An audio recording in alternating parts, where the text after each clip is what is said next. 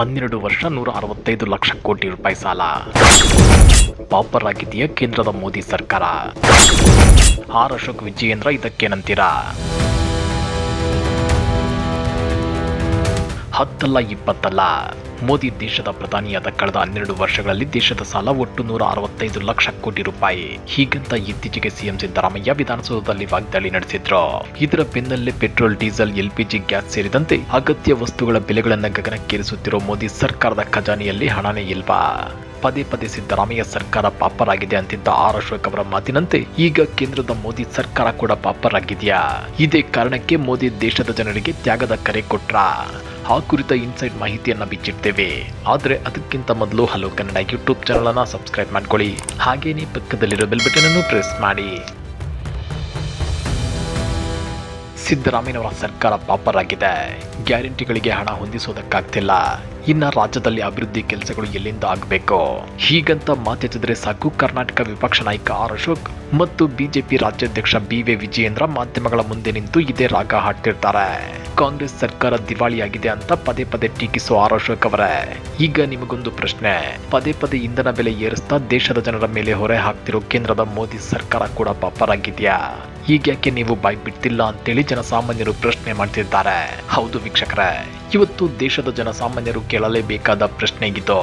ಕಳೆದ 12 ವರ್ಷಗಳಲ್ಲಿ ಮೋದಿ ಸರ್ಕಾರ ಮಾಡಿರುವ ಸಾಲ ಎಷ್ಟು ಗೊತ್ತಾ? ಸರಿಸುಮಾರು 165 ಲಕ್ಷ ಕೋಟಿ ರೂಪಾಯಿಗಳಿಗೂ ಅಧಿಕ. ಸ್ವತಂತ್ರ ಬಂದಾಗಿನಿಂದ 2014ರವರೆಗಿನ ಎಲ್ಲಾ ಸರ್ಕಾರಗಳು ಮಾಡಿದ ಒಟ್ಟು ಸಾಲ ಒಂದು ಕಡೆಯಾದ್ರೆ ಕೇವಲ ಮೋದಿ ಸರ್ಕಾರ ಒಂದೇ ಮಾಡಿರೋ ಸಾಲ ಮತ್ತೊಂದು ಕಡೆ ಇದೆ. ಹಾಗಾದ್ರೆ ಇಷ್ಟೊಂದು ಲಕ್ಷ ಕೋಟಿ ರೂಪಾಯಿ ಸಾಲ ಮಾಡಿದ್ದು ಸಾಲದು ಅಂತ ಈಗ ಪ್ರಧಾನಿ ಮೋದಿಯವರು ದೇಶದ ಜನರಿಗೆ ಚಿನ್ನ ಖರೀದಿಸಬೇಡಿ, ಪೆಟ್ರೋಲ್ ಮಿತವಾಗಿ ಬಳಸಿ, ಎಲ್ಪಿಜಿ ಮಿತವಾಗಿ ಬಳಸಿ, ಸರಳ ಜೀವನ ನಡೆಸಿ ಅಂತ ಉಪದೇಶ ಕೊಡುತ್ತಿರೋದಾದ್ರೂ ಯಾಕೆ? ಇದರ ಅಸಲಿ ಅರ್ಥ ಏನು ಅನ್ನೋದು ಜನಸಾಮಾನ್ಯರ ನಿದ್ದೆಗೆಡಿಸುತ್ತಿದೆ. ಇದೇ ಟೈಮಲ್ಲಿ ಸಚಿವ ಪ್ರಿಯಾಂಕ್ ಖರ್ಗೆ ಎಕ್ಸ್ ಖಾತೆಯಲ್ಲಿ ಹಂಚಿಕೊಂಡ ಪೋಸ್ಟ್ ಇದೀಗ ಸಿಕ್ಕಾಪಟ್ಟೆ ವೈರಲ್ ಆಗ್ತಿದೆ. ಹಾಗಾದ್ರೆ ಆ ಪೋಸ್ಟ್ ನಲ್ಲಿ ಏನಿದೆ ಗೊತ್ತಾ? ಬಂಗಾರ ತ್ಯಜಿಸುವುದು ಅಚ್ಚೆ ದಿನ್, ಬದುಕು ತ್ಯಜಿಸುವುದು ಅಮೃತ್ ಕಾಲ್. ಇದು ಮೋದಿ ಮ್ಯಾಜಿಕ್ ಅಂತೇಳಿ ಪಿಕೆ ವ್ಯಂಗ್ಯ. ತಮ್ಮ ವೈಫಲ್ಯದ ಆಡಳಿತದ ಕಾರಣಕ್ಕೆ ಜನರಿಂದ ತ್ಯಾಗವನ್ನ ಬಯಸೋದಕ್ಕೆ ಅಮೃತ ಕಾಲ ಅಂತ ಹೆಸರಿಟ್ಟಿದ್ದಾರೆ ಪ್ರಧಾನಿ ಮೋದಿ. ಹೊಣೆಗಾರಿಕೆ ಮತ್ತು ಉತ್ತರದಾಯಿತ್ವದ ಜವಾಬ್ದಾರಿಯನ್ನ ಜನರ ತಲೆಗೆ ವರ್ಗಾಯಿಸುವ ಕಲೆ ಮೋದಿಯವರಿಗೆ ಚೆನ್ನಾಗಿ ತಿಳಿದಿದೆ ಅಂತೇಳಿ ಸಚಿವ ಪ್ರಿಯಾಂಕ್ ಖರ್ಗೆ ಕಿಡಿಕಾರಿದ್ದಾರೆ. ಅಷ್ಟೇ ಅಲ್ಲ, ಕೋವಿಡ್ ನಿರ್ವಹಣೆಯ ವೈಫಲ್ಯದ ಸಮಯದಲ್ಲಿ ತಟ್ಟೆ ಬಡಿಯಿರಿ, ದೀಪ ಹಚ್ಚಿರಿ ಎನ್ನುತ್ತಲೇ ಲಕ್ಷಾಂತರ ಮಂದಿಯನ್ನ ಬಲಿ ಕೊಟ್ಟಿದ್ದಾಯ್ತು. ನೋಟ್ ಬ್ಯಾನ್ ಸಮಯದಲ್ಲಿ 50 ದಿನಗಳ ಸಮಯ ಕೊಡಿ, ಪರಿಸ್ಥಿತಿ ಸರಿ ಹೋಗದಿದ್ರೆ ನೀವು ಕೊಡುವ ಶಿಕ್ಷೆಗೆ ನಾನು ಸಿದ್ಧ ಎನ್ನುತ್ತಲೇ ನೂರಾರು ಜನರ ಜೀವಕ್ಕೆ ಕಂಟಕವಾಗಿದ್ದಾಯ್ತು. ಈಗ ಹೊಸ ವರಸೆಯಾಗಿ ಚಿನ್ನ ಖರೀದಿಸಬೇಡಿ, ಪೆಟ್ರೋಲ್ ಮಿತವಾಗಿ ಬಳಸಿ, ಸರಳ ಜೀವನ ನಡೆಸಿ ಎಂಬ ಉಪದೇಶಗಳು ಶುರುವಾಗಿವೆ. ಈ ಉಪದೇಶಗಳು ಯಾವ ಭೀಕರ ದಿನಗಳ ಮುನ್ಸೂಚನೆ ಅಂತೇಳಿ ಪ್ರಿಯಾಂಕ್ ಖರ್ಗೆ ಪ್ರಶ್ನೆ ಮಾಡಿದ್ದಾರೆ. ಜೊತೆಗೆ 2024ರಲ್ಲಿ ಕಾಂಗ್ರೆಸ್ ನಿಮ್ಮ ಮಂಗಳಸೂತ್ರವನ್ನ ಕಸಿಯುತ್ತದೆ. 2026ರಲ್ಲಿ ಬಂಗಾರದ ಮೇಲಿನ ಆಮದು ಸುಂಕ 6%ನಿಂದ 15%ಗೆ ಏರಿಕೆ, ಬಂಗಾರದ ಬೆಲೆ ಸಾರ್ವಕಾಲಿಕ ಏರಿಕೆ ಹಾಗೂ ಬಂಗಾರ ಖರೀದಿಸಬೇಡಿ ಎಂಬ ಬಿಟ್ಟಿ ಉಪದೇಶ. ಈಗ ಮಂಗಳಸೂತ್ರ ಕಸಿಯಲು ಕೈ ಹಾಕಿದವರು ಯಾರೋ? ಇದಕ್ಕೆ ಬಿಜೆಪಿಗರು ಉತ್ತರಿಸುವರೆ ಅಂತೇಳಿ ಸಚಿವ ಪ್ರಿಯಾಂಕ್ ಖರ್ಗೆ ವಾಗ್ದಾಳಿ ನಡೆಸಿದ್ದಾರೆ. ಐತಿಹಾಸಿಕ ದಾಖಲೆ ಮಟ್ಟದ ಗ್ಯಾಸ್ ಬೆಲೆ ಏರಿಕೆಯ ನಂತರ ಈಗ ಇಂಧನ ತೈಲಗಳ ಬೆಲೆ ಏರಿಕೆಯ ಸರ್ಜಿಕಲ್ ಸ್ಟ್ರೈಕ್ ನಡೆಸಲಾಗಿದೆ. ದುಸ್ತರವಾಗಿರುವ ಜನರ ಬದುಕನ್ನ ಇನ್ನಷ್ಟು ದುಸ್ತರವಾಗಿಸುವ ಅಚ್ಚೆ ದಿನಗಳಲ್ಲಿ ಬಂಗಾರ ತ್ಯಜಿಸುವುದನ್ನ ದೇಶಭಕ್ತಿ ಎನ್ನಲಾಗ್ತಿದೆ. ಮುಂದೆ ಅಮೃತ ಕಾಲದಲ್ಲಿ ಬದುಕು ತ್ಯಜಿಸುವುದನ್ನ ದೇಶಭಕ್ತಿ ಎನ್ನಲಾಗುತ್ತದೆ. ಭಾರತವು ಎಕನಾಮಿಕಲ್ ಎಮರ್ಜೆನ್ಸಿ ಸ್ಥಿತಿಯ ಎದುರು ನಿಂತಿದೆಯೇ. ದೇಶದ ಖಜಾನೆಯ ಪರಿಸ್ಥಿತಿ ಹೇಗಿದೆ? ಇಂಧನ ಭದ್ರತೆಗೆ ಸರ್ಕಾರ ಕೈಗೊಂಡ ಕ್ರಮಗಳೇನು? ಬಂಗಾರ ಖರೀದಿಸಬೇಡಿ ಎಂಬ ಹೇಳಿಕೆ ನೀಡುವ ಮುನ್ನ $85 ಬಿಲಿಯನ್ ಗಾತ್ರದ ಭಾರತದ ಜ್ಯುವೆಲರಿ ಮಾರ್ಕೆಟ್ ನಂಬಿ ಬದುಕುತ್ತಿರುವ ಕುಟುಂಬಗಳ ರಕ್ಷಣೆಯ ಬಗ್ಗೆ ಎಂದಾದರೂ ಯೋಚಿಸಿದ್ದಾರೆಯೇ? ಇವರಿಗೆ ಸರ್ಕಾರ ನೀಡುವ ಪರಿಹಾರಗಳೇನು ಅಂತೇಳಿ ಸಚಿವ ಪ್ರಿಯಾಂಕ್ ಖರ್ಗೆ ಪ್ರಶ್ನೆ ಮಾಡಿದ್ದಾರೆ.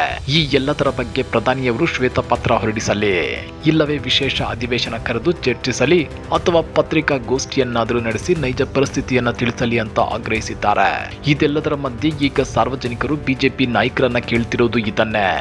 ರಾಜ್ಯ ಸರ್ಕಾರ ಗ್ಯಾರಂಟಿ ಕೊಟ್ಟಾಗ ದಿವಾಳಿಯಾಗಿದೆ ಅನ್ನೋ ಆರ್ ಅಶೋಕ್ ಅವರೇ, ಇವತ್ತು ಇಡೀ ದೇಶದ ಖಜಾನೆ ಖಾಲಿ ಮಾಡಿ 165 ಲಕ್ಷ ಕೋಟಿ ರೂಪಾಯಿ ಸಾಲದ ಸುಳಿಗೆ ಸಿಲುಕಿಸಿ ಪೆಟ್ರೋಲ್ ಬೆಲೆಯನ್ನ ಲೀಟರ್ಗೆ ₹3 ಏರಿಸಿ ಜನರ ಜೇಬಿಗೆ ಕತ್ತರಿ ಹಾಕ್ತಿರೋ ಮೋದಿ ಸರ್ಕಾರದ ನೀತಿಯನ್ನ ನೀವೇನಂತ ಕರೆಯುತ್ತೀರಿ? ರಾಜ್ಯದಲ್ಲಿ ಬೆಲೆ ಏರಿಕೆಯಾದಾಗ ಬೀದಿಗಿಳಿದು ಪ್ರತಿಭಟನೆ ಮಾಡೋ ವಿಜಯೇಂದ್ರ ಅವರೇ, ಕೇಂದ್ರ ಸರ್ಕಾರ ಎಲ್ಪಿಜಿ ಮತ್ತು ಇಂಧನ ಬಿಕ್ಕಟ್ಟು ಸೃಷ್ಟಿ ಮಾಡಿದಾಗ ನಿಮ್ಮ ಹೋರಾಟ ಎಲ್ಲಿ ಹೋಯ್ತು? ಈಗ್ಯಾಕೆ ಸೈಲೆಂಟ್ ಆಗಿದ್ದೀರಿ?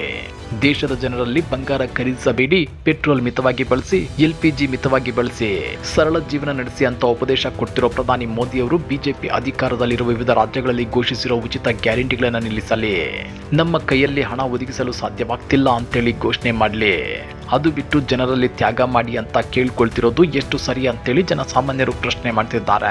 ಇನ್ನ ಉಚಿತ ಯೋಜನೆಗಳನ್ನ ರಾಜ್ಯದ ಜನ ಕೇಳಿದ್ರ? ಸಿದ್ದರಾಮಯ್ಯ ಮತ್ತು ಕಾಂಗ್ರೆಸ್ ನಾಯಕರು ಚುನಾವಣೆಯಲ್ಲಿ ಅದೇಕೆ ಉಚಿತ ಯೋಜನೆಗಳನ್ನ ಘೋಷಿಸಿದ್ರು?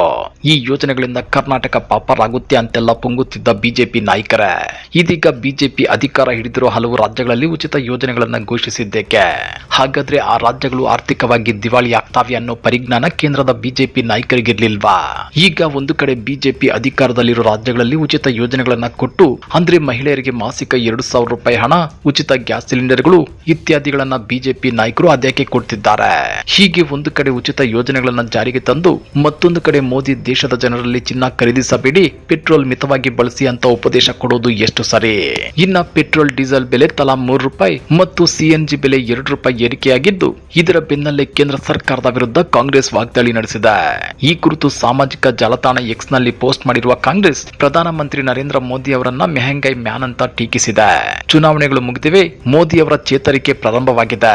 ಬಿಜೆಪಿ ನೇತೃತ್ವದ ಕೇಂದ್ರವು ಈಗಾಗಲೇ ಹಣದುಬ್ಬರ ಮತ್ತು ಹೆಚ್ಚುತ್ತಿರುವ ಜೀವನ ವೆಚ್ಚಗಳಿಂದ ಬಳಲುತ್ತಿರುವ ನಾಗರಿಕರ ಮೇಲೆ ಹೆಚ್ಚುವರಿ ಆರ್ಥಿಕ ಒತ್ತಡವನ್ನ ಹೇರುತ್ತಿದೆ ಅಂತ ಹೇಳಿದೆ. ಕಾಂಗ್ರೆಸ್ ಪ್ರಧಾನ ಕಾರ್ಯದರ್ಶಿ ಜೈರಾಮ್ ರಮೇಶ್ ಅವರು ಈ ಕುರಿತು ಪ್ರತಿಕ್ರಿಯಿಸಿ, ಕಳೆದ ಹಲವು ವರ್ಷಗಳಿಂದ ಜಾಗತಿಕ ಕಚ್ಚಾ ತೈಲದ ಬೆಲೆ ಇಳಿಕೆಯಾಗಿದ್ರೂ ಅದರ ಲಾಭವನ್ನ ಗ್ರಾಹಕರಿಗೆ ನೀಡಿಲ್ಲ. ಇದೀಗ ಹೆಚ್ಚು ಶುಲ್ಕ ವಿಧಿಸಿ ಗ್ರಾಹಕರನ್ನ ಶೋಷಿಸುತ್ತಿದೆ ಅಂತ ಆರೋಪಿಸಿದ್ದಾರೆ. ಇತ್ತೀಚೆಗೆ ಜಾಗತಿಕ ತೈಲ ಬೆಲೆಗಳು ಮಧ್ಯಪ್ರಾಚ್ಯ ಸಂಘರ್ಷದ ಪರಿಣಾಮವಾಗಿ ಮತ್ತೆ ಏರಿಕೆಯಾಗುತ್ತಿದ್ದು, ಅದನ್ನ ಕಾರಣವಾಗಿಸಿ ಕೇಂದ್ರ ಸರ್ಕಾರ ಪೆಟ್ರೋಲ್ ಮತ್ತು ಡೀಸೆಲ್ ದರಗಳನ್ನ ಪ್ರತಿ ಲೀಟರ್ಗೆ 3 ರೂಪಾಯಿ ಹೆಚ್ಚಿಸಿದೆ. ಈ ಏರಿಕೆ ದೇಶದಲ್ಲಿ ಹಣದುಬ್ಬರ ಮತ್ತಷ್ಟು ಹೆಚ್ಚಿಸುತ್ತದೆ. ಈ ಹಣಕಾಸು ವರ್ಷದಲ್ಲಿ ದರ ಏರಿಕೆ ಸುಮಾರು 6% ತಲುಪುವ ಸಾಧ್ಯತೆ ಇದೆ. ಇದು ಆರ್ಥಿಕ ಬೆಳವಣಿಗೆಯ ಅಂದಾಜುಗಳನ್ನ ಕುಗ್ಗಿಸುತ್ತದೆ ಅಂತ ಎಚ್ಚರಿಸಿದ್ದಾರೆ. ಮತ್ತೊಂದು ಕಡೆ ಪೆಟ್ರೋಲ್ ಮತ್ತು ಡೀಸೆಲ್ ಬೆಲೆ ಏರಿಕೆ ಸಂತೋಷದ ವಿಚಾರ. ಯಾಕಂದ್ರೆ ಪ್ರಧಾನಿ ನರೇಂದ್ರ ಮೋದಿ ಅವರು ಏನೇ ಮಾಡಿದ್ರು ಅಂಧ ಭಕ್ತರು ಖುಷಿ ಪಡ್ತಾರೆ ಅಂತೇಳಿ ಉನ್ನತ ಶಿಕ್ಷಣ ಸಚಿವ ಸುಧಾಕರ್ ಅವರು ವ್ಯಂಗ್ಯವಾಡಿದ್ದಾರೆ.